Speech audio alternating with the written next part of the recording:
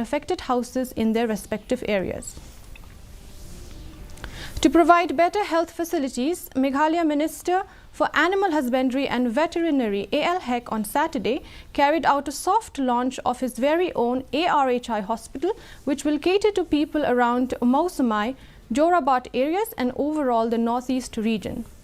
Local MLA Sastanis Sotun and former DHS Dr. Aman War, along with the board members of ARHI, were present to witness the inauguration of the outpatient department. This private 200-bedded hospital is located opposite the North-East Cancer Hospital, and it is expected to be fully functional as a multi-specialty in the next few months.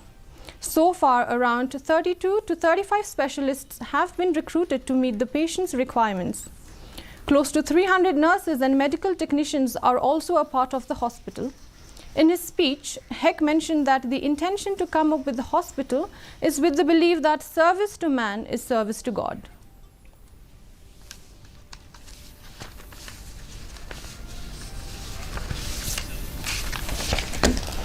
Ultimately, we are going to be 200-bedded hospital. Today, we have inaugurated only for the OPD. For the next 3-4 months, we'll be having full-fledged hospital.